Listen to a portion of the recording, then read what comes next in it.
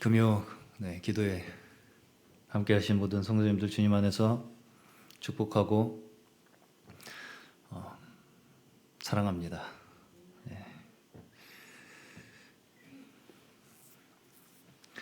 저희 하나님 말씀을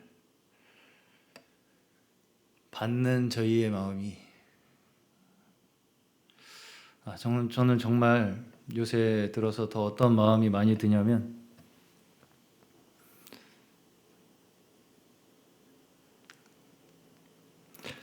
글쎄 이 기도가 맞는 기도인지는 모르겠지만 말씀이 꿀처럼 달게 하여 주시옵소서. 하나님의 말씀이 저희의 마음에 정말 진정한 생명 양식으로 우리가 받아들여지는 그 자체가 사실은 우리가 하나님의 자녀라는 증거거든요. 정말 하나님의 자녀 되고 싶습니다, 주님. 제가 하나님 앞에 부르심 받은 자로서 제 마음에 진정 하나님의 말씀으로 말미암은 그 증거가 제 마음속, 저희 마음속에서부터 이루어지게 하여 주시옵소서. 이런 기도가 더 깊이 나오는 것 같습니다. 하나님의 말씀이 우리 마음 속에, 우리의 심령 속에, 우리의 또 삶 속에 빛이 비추어질 때 이것이 진리이고 우리를 참된 이 생명의 길로 인도하여 주시는 유일한 이 말씀이구나, 가르침이구나. 이것이 더 날이 갈수록 우리의 마음속에 광명한 해처럼 빛날 수 있기를 간절히 원합니다. 오늘 함께 먼저 나눌 말씀 보겠습니다. 오늘도 계속해서 고린도전서 7장을 조금 더 나누어 보려고 합니다. 고린도전서 7장 오늘 21절부터 24절까지 말씀 함께 보겠습니다. 고린도전서 7장 21절에서 24절.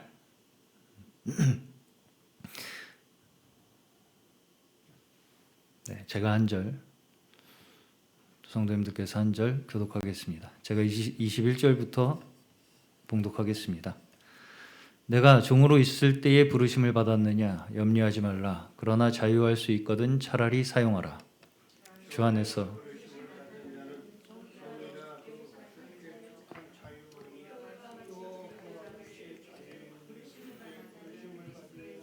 그리스도의 종이니라. 너희는 값으로 사신 것이니 사람들의 종이 되지 말라.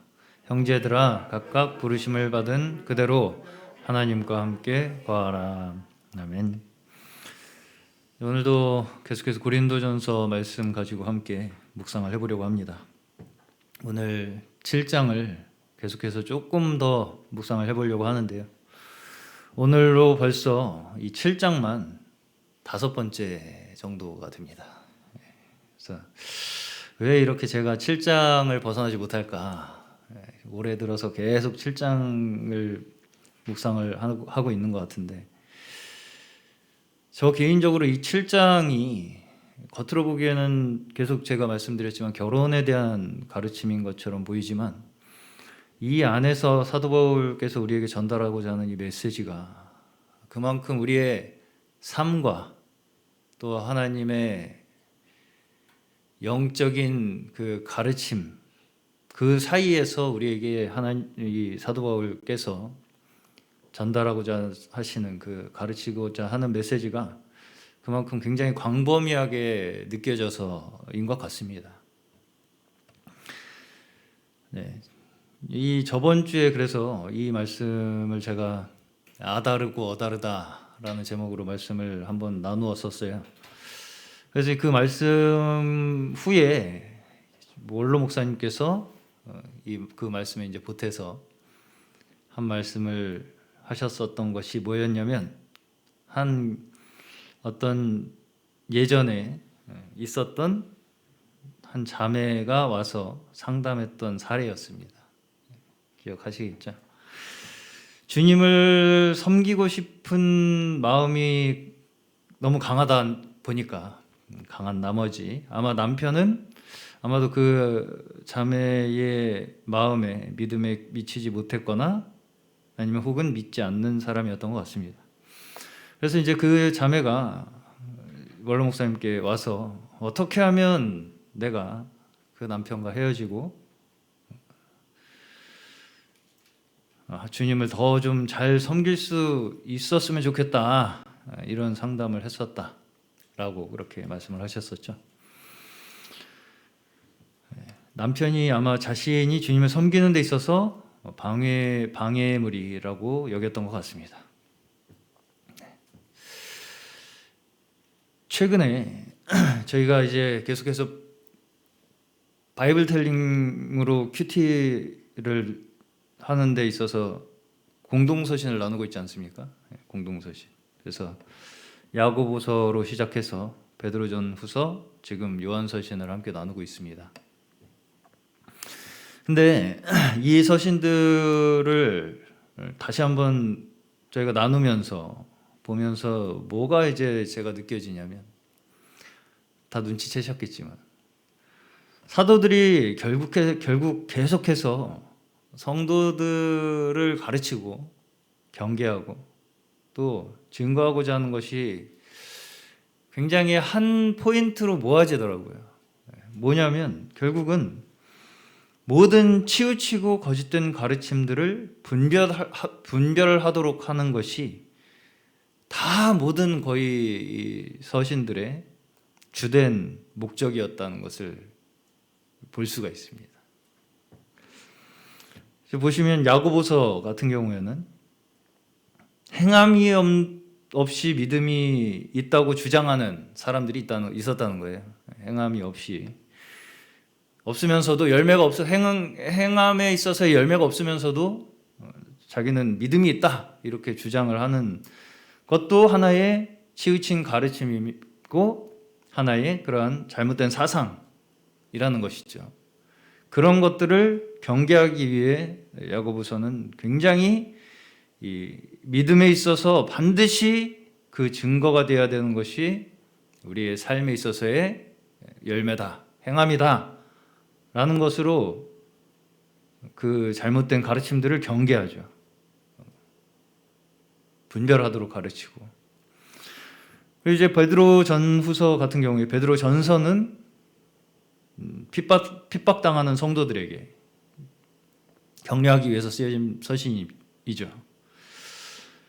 근데 이제 그럼에도 불구하고 거기에서도 계속해서 그 환난으로 인해서 성도들의 믿음이 약해질 것을 염려하여서 그 어떤 우리의 환경이 닥치더라도 우리가 인내하고 의를 행함으로써 하나님의 그 백성들로서, 택하신 자들로서의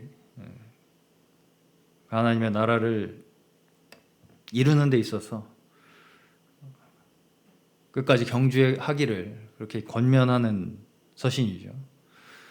그러고서 이제 그 다음에 바로 후서에서, 베드로 후서에서는 또 거짓 선지자에 대한 경계를 계속해서 하는 것을 우리가 볼 수 있습니다. 거짓 선지자들, 거짓 교사들, 이 자들에 대한 경계를 강력하게 하고 있습니다. 그리고 이제 요한서신으로 넘어와서도 사도 요한도 마찬가지로,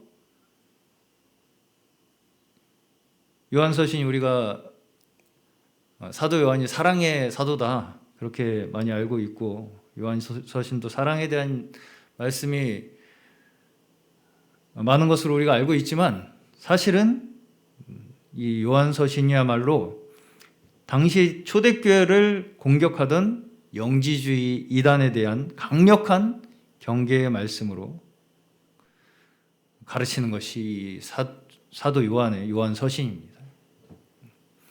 결국은 이 영지주의, 거짓된 가르침들은 사랑이 없다는 것이죠. 사랑이 나타나지 않는다. 그것이 이 가르침이 진실된 가르침인지 거짓된 가르침인지를 분별할 수 있는 하나의 기준이다라는 것을 사도 요한이 가르치시는 거예요. 증거하시는 거죠. 사랑이라는 것으로 우리가 우리의 믿음을 확증하고 증명할 수 있다는 것입니다. 이제 여기서 우리가 한 가지 좀 생각해 보아야 할 것이 있습니다. 여기 고린도전서 7장에서도 보시면 결국은 결혼에 대한 말씀이죠. 근데 이제 결국은 그 결혼에 대한 가르침을 누구에게 이야기를 하고 있느냐? 결국은 보시면 부르심 받은 자들이죠. 부르심 받은 자들이 어떻게 행해야 할 것인가에 대한 가르침들이에요. 그리고 우리는 이것을 하나님의 말씀으로 생각하고 받습니다. 그렇죠.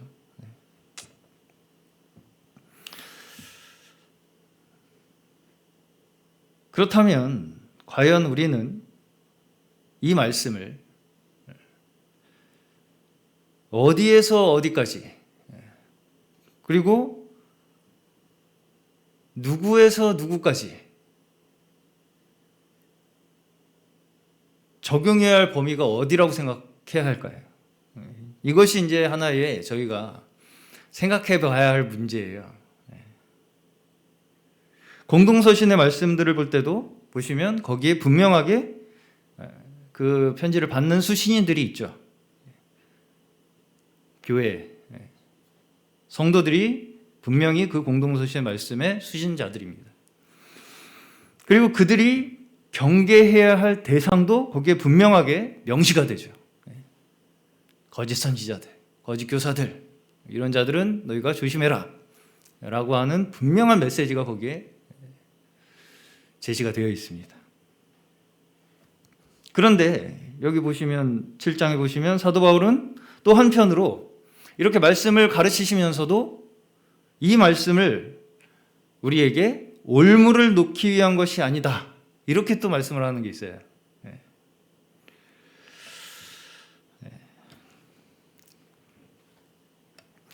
최근 정말 최근 뉴스입니다.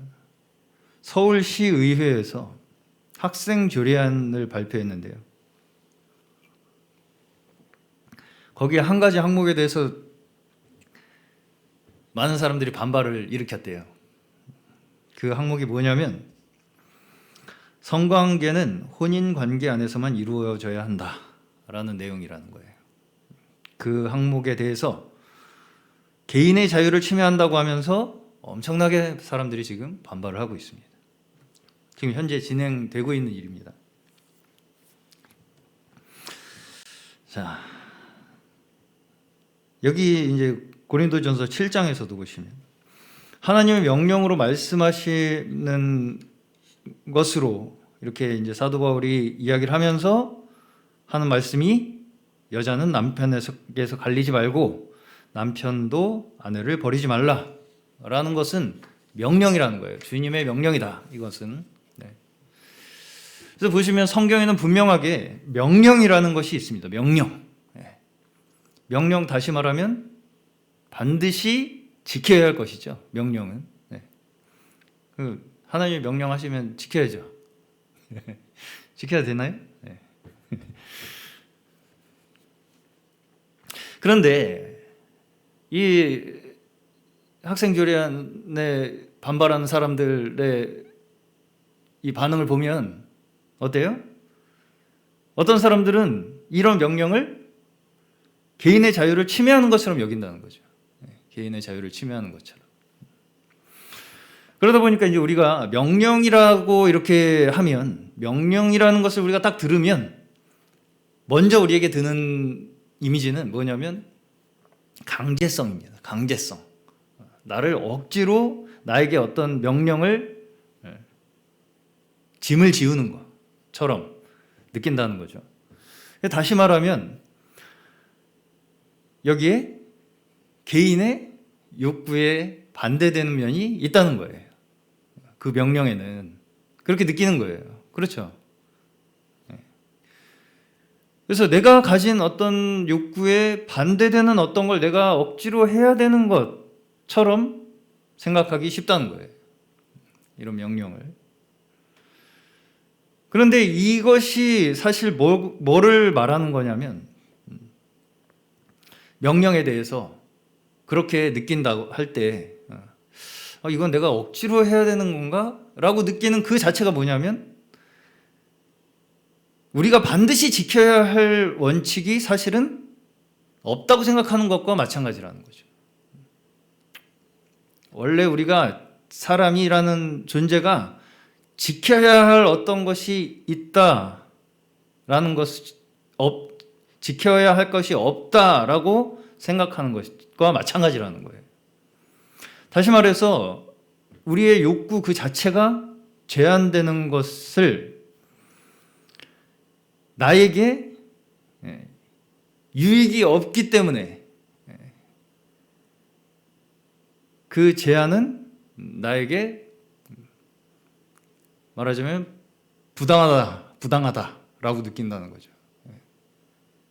그걸 그 욕구를 내가 제한함으로써 나한테 얻어지는 것이 내가 없다고 생각하기 때문에 그걸 강제적인 명령으로 느낀다는 거예요. 그렇기 때문에 그런 것들에 대해서 우리가 거부감을 가지게 된다는 것이죠. 제가 이번 겨울 교육부서 수련회에서도 든 비유지만 제가 이제 이 얘기도 몇 차례 드렸습니다. 아이들에게 동그라미를 그려오라고 하니까 다 이렇게 최선을 다해서 열심히 예쁜 동그라미를 그리려고 했어요, 아이들이. 그런데 어때요? 그 누구도 우리는 완벽한 동그라미를 그린다는 것은 불가능하다는 것입니다. 자, 우리가 이것을 통해서 제가 말씀드리고자 하는 것이 뭐냐면, 누구나 어느 정도 뭔가를 지키고 살고 싶어 해요. 그리고 거기서 나름대로의 선을 추구해요.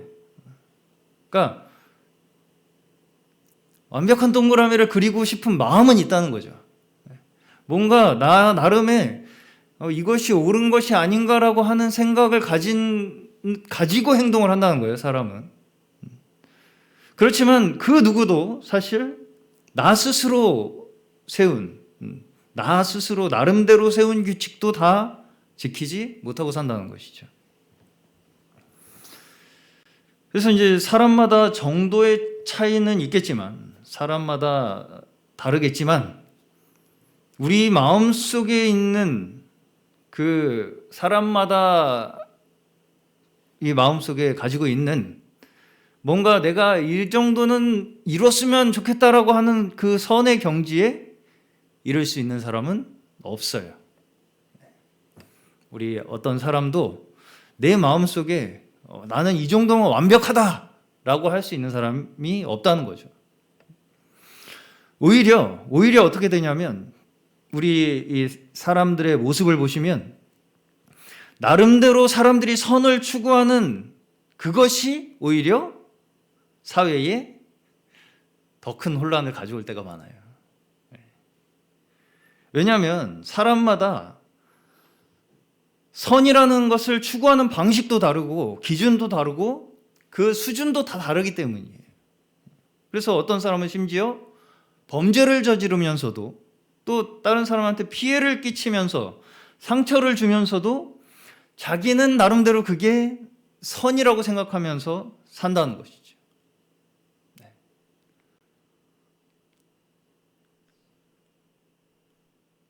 사람마다 다 달라요, 생각하는 게. 그러다 보니까 나는 이게 선인 것 같은데 그 상대방한테는 내가 그렇게 내가 생각하는 선을이라고 하는 것을 행하는데도 그것이 다른 사람에게는 피해가 될 수도 있고 심지어 범죄가 될 수도 있어요.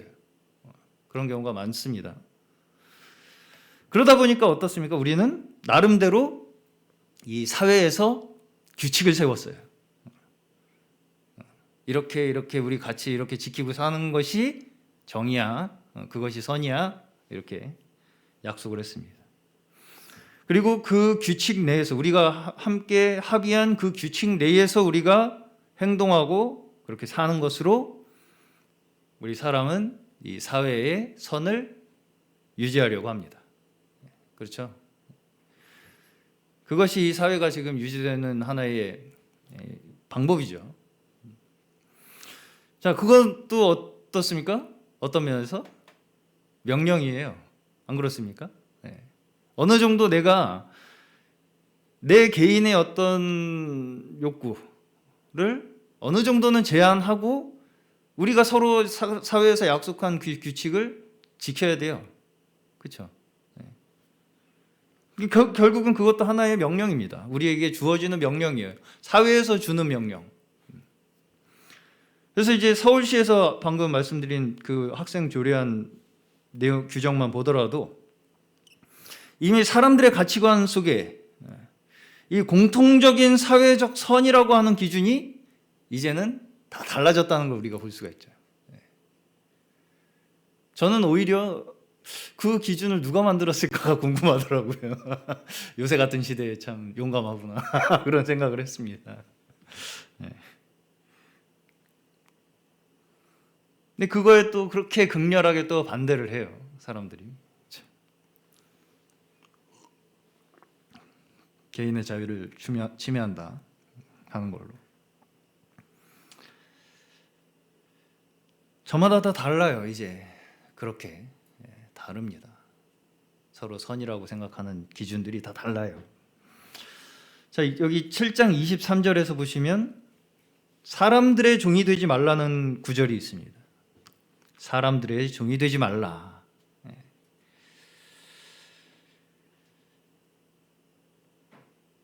제가 앞서 말씀드린 그러한 이유들 때문에 결국은 우리는 사람들이 만들어 놓은 이 규칙, 이 사회 속에서 살고 있는 이상은 누구의 종이 될 수밖에 없습니까? 사람의 종이 될 수밖에 없어요. 결국은 뭔가 외부적 규칙에 의해서 우리의 욕구나 행동들이 어느 정도 통제됩니다. 다. 내가 가서 한 대 때리고 싶어도 법에서 때리면 안 된다고 하기 때문에 못 때려요. 그렇죠? 네. 막 여기 목구멍까지 와도 삼켜야 됩니다. 잘못하면 벌 받기 때문에요. 이런 것을 하지 못하도록 하는 것이 법적인 명령입니다. 그렇죠? 네. 법적으로 우리에게 주어진 명령이에요. 이런 명령을 따라서 사는 것이 결국은 다 큰 의미에서는 사람의 종으로 사는 거예요. 사람의 종으로 사는 것입니다. 그렇다고 뭐 제가 법을 지키지 않아야 한다는 말씀이 아니고요. 이런 하나의 한계 내에서 사는 그 자체가 사람의 종으로 산다는 것이죠. 그런 그 한계, 그 수준. 여기 사도 바울의 말씀과 같이 우리가 어떤 집에 이제 종으로 이렇게 있다면 그 내가 종으로 일하는 그 집에 나름의 규칙들이 또 있을 것이 아니겠습니까? 그러면 이제 그 집의 주인이 나의 주인이 원하는 것을 그 주인이 나에게 명령하면 저는 그대로 따라야 합니다. 우리는 종으로서. 그게 이제 사람의 종이 되는 것이죠. 결국은. 그리고 이런 하나의 이 원칙은 지금 우리가 사는 모습에서도 그렇게 크게 다르지 않죠. 세상 속에 살면서 우리는 어딘가에 또 소속하게 되고 또 누군가와의 관계성 속에서 살아가면서 그 사람들의 원함에 따라야 할 때도 있고 또 어떤 때는 어떤 통제 속에 우리가 있어야 할 때도 있습니다.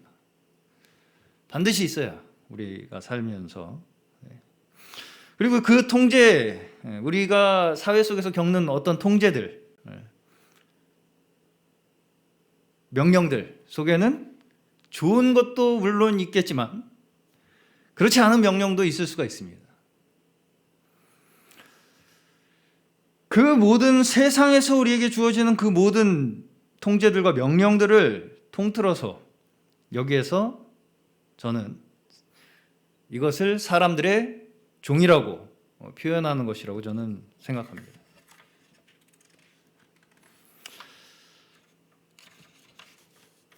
근본적으로 사람들이 스스로 사람들 사이에서 자신들이 만들어낸 그 모든 명령과 통제들은 무엇을 위한 것입니까? 뭘 위한 거예요? 결국은 인간 스스로 자신들 스스로 자신들의 사회를 완전하게 이루어 보겠다라고 하는 인간의 노력이 모인 것입니다. 그래서 대한민국의 모임이라고 하면 대한민국 국민들이 함께 헌법이라는 것을 제정을 해서 그것을 지키는 것으로 우리 대한민국이라는 아주 아름다운 나라를 일으켜보자. 이런 하나의 마음이 모인 것이죠. 그런 노력입니다. 우리 인간들의 나름대로의. 근데 우리가 생각을 해보시면 우리가 아무리 동그라미를 예쁘게 그려보겠다고 아무리 노력을 해도 어떻습니까? 우리는 결코 완전한 동그라미를 그릴 수는 없다는 거예요. 아무리 완벽하게 우리가 이 국가법을 제정을 했다 이렇게 생각을 하고 있더라도 법을 완전히 지킨다고 해서 완벽한 나라가 되겠습니까? 심지어 그러지도 못할진데 인간이란 것은 서로 약속한 법도 다 지키지 못하고 살아요. 그렇지만 여기서 우리가 한 가지 분명한 것이 뭐냐면 우리가 가지고 있는 우리의 양심은 그 완전한 동그라미, 그러니까 우리가 완전하게 선이라는 것을 향하는 하나의 방향성을 가지고 있다는 거예요. 그러니까 완전한 동그라미를 그리고 싶어하는 마음은 있다는 거죠. 그걸 내가 그리지 못해서 그렇지. 그것이 곧 뭘 증명하는 것이냐면 우리가 반드시 그렇게 해야만 하는 일이 있다는 것을 증명한다는 거예요. 우리에게는 반드시 어떻게 해야만 하는 우리에게 주어진 명령이 있다는 것입니다. 우리 사람들에게는. 그것을 부정하고 싶을 뿐이죠. 그리고 우리가 반드시 해야 할 어떤 일이 있다. 만약에. 그러면 그것이 우리에게 무엇을 주겠습니까?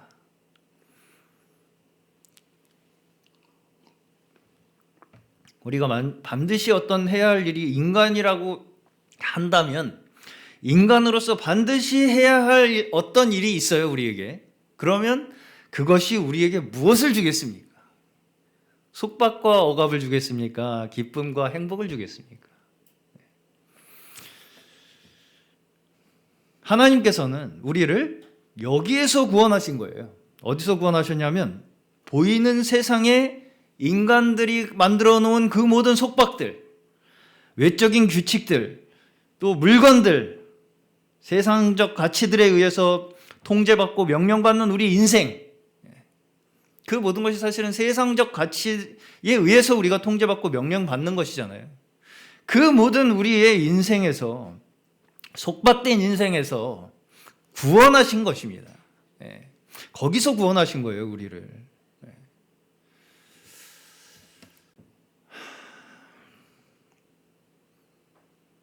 이것을 위해서 우리를 값으로 사셨다는 거예요.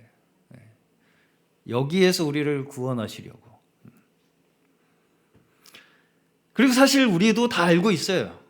우리가 어떤 방향으로 나아가야 우리에게 행복이 있고 기쁨이 있고 만족이 있다는 것을 다 마음속으로는 사실 어느 정도 다 느끼고 있어요.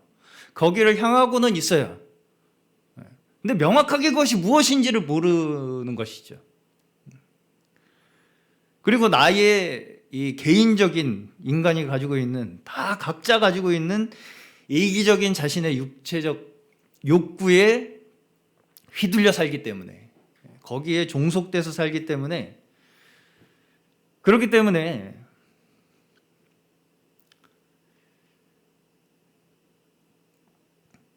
알 수가 없다는 것이죠.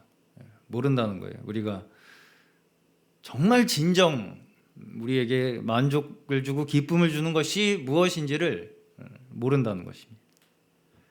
그렇기 때문에 하나님의 명령이 우리에게 궁극적으로 무엇이 되는 것이냐면 하나님의 명령 그 자체가 우리에게 구원이 되는 거예요. 하나님께서 명령하신 그것이 곧 인간이 반드시 해야 할, 가져야 할, 그렇게 했을 때만 우리 인간이라는 존재는 만족을 얻고 기쁨을 얻게 되는 것이기 때문에 그것이 우리에게 구원이 되는 거예요. 하나님의 명령 그 자체가 사실은 우리의 구원인 것입니다.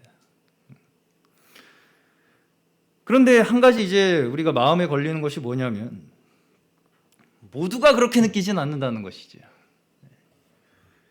사람의 명령도 그럴진데 하나님의 명령은 더더욱이나 그 명령을 우리가 받았을 때 어떤 사람은 올무가 됩니다. 그리고 어떤 사람에게는 그 하나님의 말씀이 명령이 생명이 됩니다. 이것에 대해서 사실상 하나님께서는 우리에게 뭐라고 설명을 하시냐면 부르심이라는 하나님의 주권으로 설명을 하세요. 우리가 부르심을 받은 자라면 우리는 결코 하나님에게서 떠날 수 없는 자들이 되는 것이고 그렇게 되면서 우리는 그 말씀, 하나님의 계명을 기쁨으로 받게 되는 것입니다.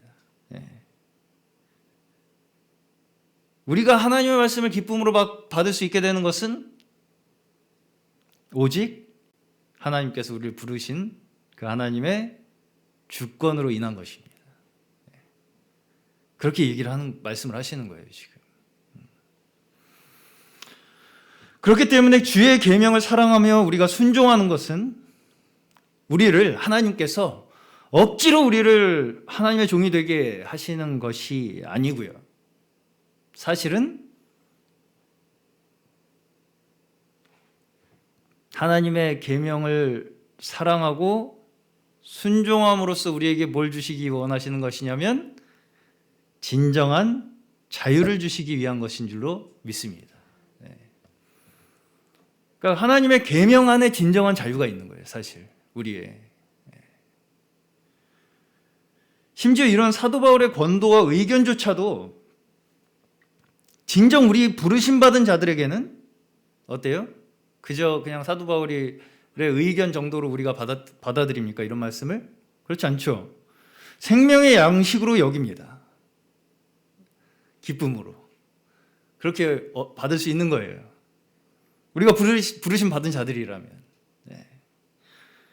정말 이 말씀은 하나님의 말씀이고 생명의 말씀이고 하나님의 계명이라는 것을 우리 영혼 깊은 곳에서부터 동의하면서 우리의 마음속에서부터 진정한 아멘이 터져 나오는 것입니다. 이 말씀이라는 것이 어떤 분들은 아멘 해야지, 십자가를 져야지 라고 하는 식으로 말씀을 가르치시는 분들이 있어요. 근데 저는 뭐 조금 과하게 말씀을 드리는 걸지 모르겠지만 이런 것들이 다 잘못하면 사람의 종을 만드는 것입니다. 제가 얼마 전에 이제 어떤 한 우리 큰 사모님께서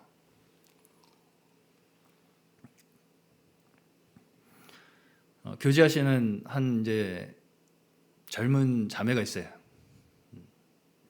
선교 후원을 하시는 자매님인데 이제 그 자매님이 아마 좀 신앙생활을 이제 해보시려고 여기저기 이제 찾아다니시다가 어떤 한 단체를 또 찾아가신 거예요. 근데 그 단체가 건강한 단체가 아니었어요. 그래서 이제 거기 갔더니 그 단체에서 뭐라고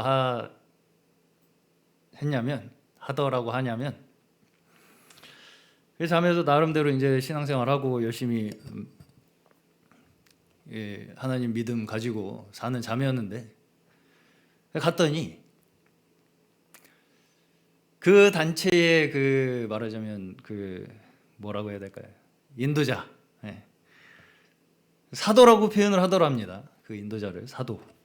그러면서 그 사도의 방식대로 복음을 받지 않으면 구원받은 것이 아니라 그 사도가 가르친 그대로 깨달아야 된다. 복음이란 것은 그래야 구원받은 것이다. 그래서 너는 아직 구원 못 받았다. 이렇게 이제 얘기를 하더랍니다. 어떤 느낌인지 어디 대충 감이 오시죠? 구원을 그렇게 이제 이렇게 굉장히 명확하게 이렇게 가르치는 단체입니다. 이제 그런 거 보면 저희가 어떻습니까? 물론 그 리더가 그 인도자가 복음이란 것을 엉뚱하게 가르쳤으리라고 생각하지는 않습니다. 그럼에도 불구하고 뭔가요? 마치 성경이 자기가 얘기한 것인 양 그렇게 가르친다는 것이죠. 사유화한다는 거예요, 성경을. 그래서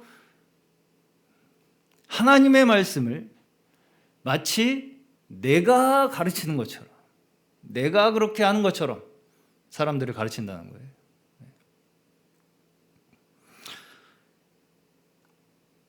이것이 뭡니까? 누구의 종을 만드는 거예요? 사람의 종을 만드는 거죠. 이미 사도들은 우리에게 무엇이 하나님의 계명인가를 다 증거했습니다. 선포했어요. 성경 말씀을 통해서. 그래서 사실은 제가 고린도서 7장에서도 보시면은 결혼에 대한 여러 가지 말씀들이 나오지만 이거 일일이 설명할 필요 있습니까? 읽어보면 다 아는 내용인데 사실 어려운 내용이 없어요. 보시면 일일이 설명할 필요가 없이 이 말씀을 우리가 어떤 시각으로 어떤 마음으로 대해야 하는가가 저는 더 중요하다고 생각이 들었습니다. 근데 이런 것도 잘못하면 우리가 너 이렇게 안 하면 안 돼, 너 저렇게 안 하면 안 돼라는 식으로 우리가 잘못해서 이 성경을 대하면 그것을 가지고 내가 그 사람을 통제하게 되는 거예요. 그렇잖아요. 그러면 결국 누구 말을 듣게 되는 것입니까? 내 말을 듣게 되는 거잖아요. 우리는 사실은 각자가 그 말씀의 빛을 따라가는 거예요. 이미 성경 말씀으로 누구에게나 우리에게 이 말씀은 계시가 됐어요. 우리 모두에게. 그럼 우리는 다 공평하게 이 말씀을 받았습니다. 똑같이. 누구 게 아니에요. 이 말씀은. 누구 말대로 해야 되는 그런 게 없어요. 성경 말씀이라는 게. 누구 말대로 안 하면 구원 못 받은 거라는 말 자체가 성립이 안 된다고요. 그리고 또 제가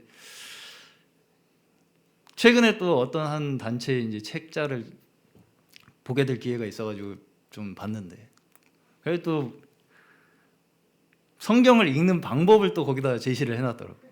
어떻게 읽어야 되냐면, 제가 솔직히 말씀드리면 그 내용을 읽고선 정말 경악을 금치 못했는데 정말 전형적인 그 문자주의적인 접근이었는데요. 뭐라 그랬냐면 대체적으로 한 단어 한 단어를 뭐 이제 씹어 먹듯이 읽어야 된다는 거죠. 근데 이제 그러는데 이해할 생각하지 말라는 거예요. 이해하는 게 중요한 게 아니라는 거예요. 성경 말씀을 이해하는 게 중요한 게 아니라 그 단어 자체가 나에게 생명으로 양식이 된다는 거예요. 어떤 한 단어가, 그 단어 자체가 뭔가 나에게 효험을 준다고 생각하는 거죠. 성경에서 써 있는 그렇게 치면 히브리어로 읽어야죠. 헬라어로 읽고 원어로 읽어야지 그게 생명이 되지. 네. 그러니까 그렇게 문자주의적으로 접근을 하면 그렇게까지 가게 되는 거예요.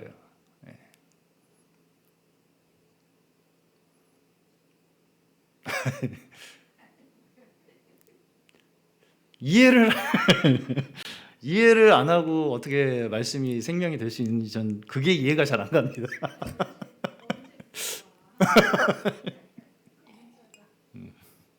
그러니까요. 그 단어를 씹어 먹어야 된다는 거죠. 네. 그러면 그건 또 뭡니까? 그 방법을 제시한 그 사람의 명령대로 우리가 따라가게 되는 거잖아요. 그럼 그거 누구 종입니까? 사람의 종이죠. 그렇게 다 나름대로 자기의 방법을 사람들한테 가르쳐가지고 자기 종이 되게 만든다는 거예요. 사람들이 다. 네. 저는 그래서 사실은 이 말씀의 증거는 어디에 가깝다고 저는 생각이 드냐면 하나님의 거룩함, 네. 하나님의 거룩함에 대한 진술, 네. 하나님의 거룩함이란 이러이러한 것이다 라는 것에 대해 더 가깝다고 생각해요. 명령조차도 하나님의 거룩함에 우리가 하나님의 거룩함이란 이런 것이라는 것을 우리에게 알려주시는 거죠. 그렇잖아요. 사실은 모세오경의 율법만 봐도 그것이 다 결국 하나님의 거룩하심을 우리에게 나타내시는 거예요. 명령처럼 보이지만 그러면 그것을 누가 지킵니까? 그 명령을 기뻐하는 자들, 거룩함을 기뻐하는 자들, 그 거룩함이 정말 나의 생명으로 다가오는 자들, 그 마음속에 뿌리 내리는 자들, 그런 자들이 사실은 지키게 되는 거예요. 그 말씀에 따라가게 되는 것입니다. 기쁨으로 그 계명을 사랑함으로 순종하게 되는 것이고요. 그 하나님의 거룩하심이 우리에게 주시는 진정한 축복이라는 것, 그것을 믿는 자들이 바로 하나님의 부르심 받은 자들인 줄로 믿습니다.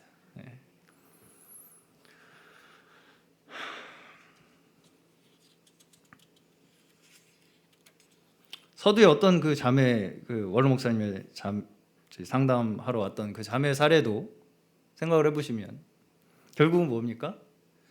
어떻게 하면 내가 하나님을 더 섬길 수 있지 않을까라는 하나의 뭐예요? 방법이죠. 이런 아이디어도 사실은 제가 뭐 이제 미루어 짐작하는 것이지만 아마도 어떤 이 뭐랄까요? 가르침 속에서 어떤 가르침을 따라가야만 주님을 더 잘 섬길 수 있다라고 하는 어떤 그 가르침을 받았기 때문에 거기에 따라가는 것이 그 사람에게 더 중요하게 여겨지게 된 것이죠. 결국은 그렇게 그 사람에게 하나의 방법을 제시하는 그 가르침도 결국은 사람의 종이 되는 것입니다.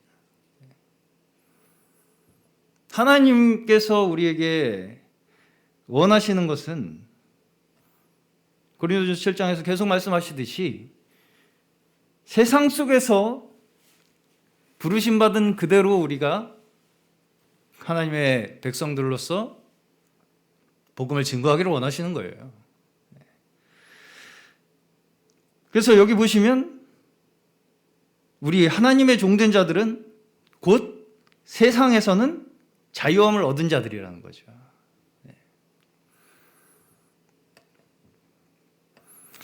그래서 우리가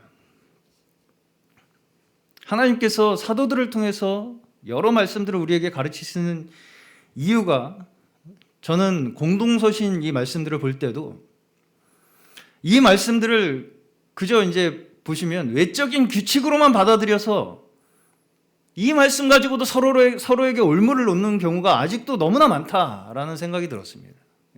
그 말씀 보면서 우리는 굉장히 이 말씀이 우리에게 빛이 되고 길이 되고 이렇게 느낌에도 불구하고 다 같은 성경 보고 있습니다. 이 성경을 다 나름대로 자기 방법으로 취하는 거예요.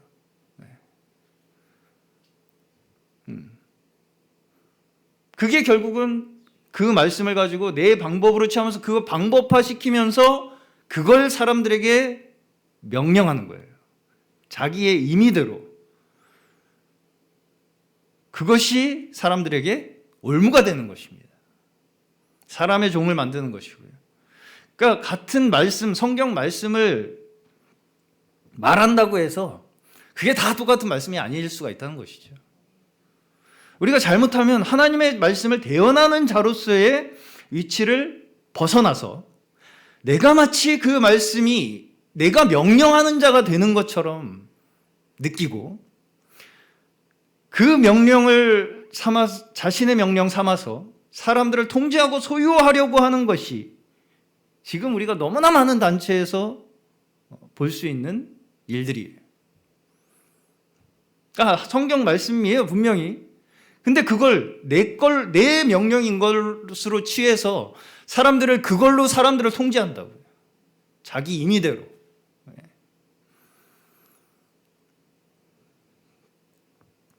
이미 하나님의 말씀은 누구에게나 똑같이 선포됐습니다.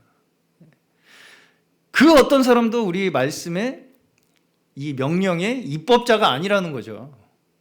우리 모두가 준행자라는 것입니다.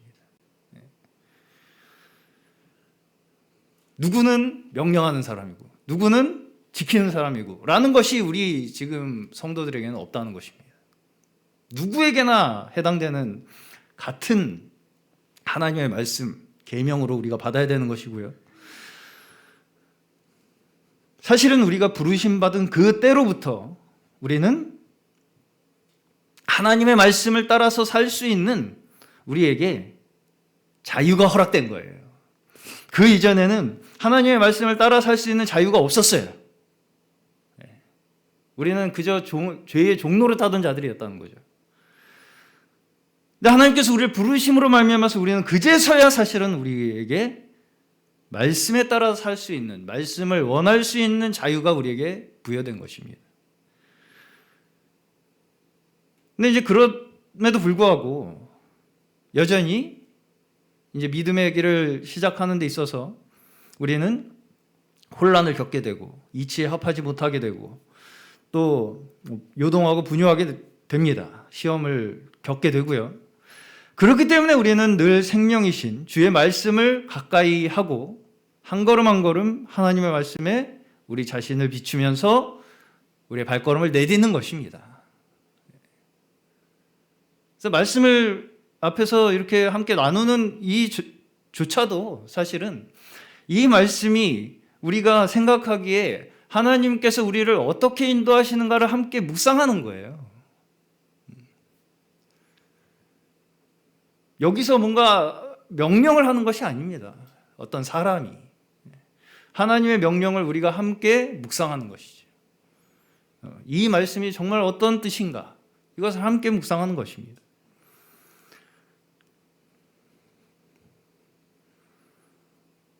우리가 말씀을 대하는 것을 억지로 뭔가 규칙을 정해놓고 지켜야 된다라고 이렇게 접근을 하는 것이 아니고 우리에게 더 큰 온전한 기쁨, 또 완전한 만족, 또 완전한 자유를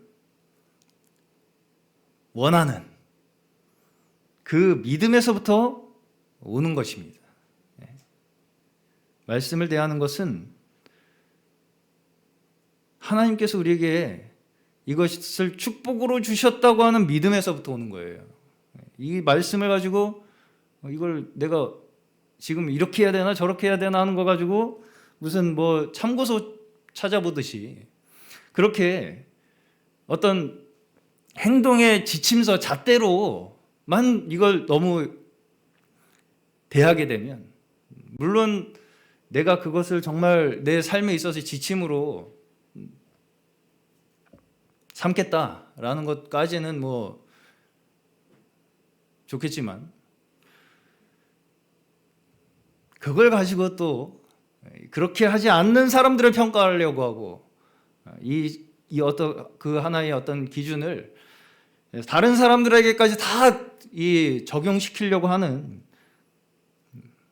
그래서 믿음의 하나의 그 평가를 하려고 하는 아까 그 어떤 젊은 자매가 찾아간 그런 단체처럼 되는 그런 위험성이 늘 도사리고 있다는 거예요.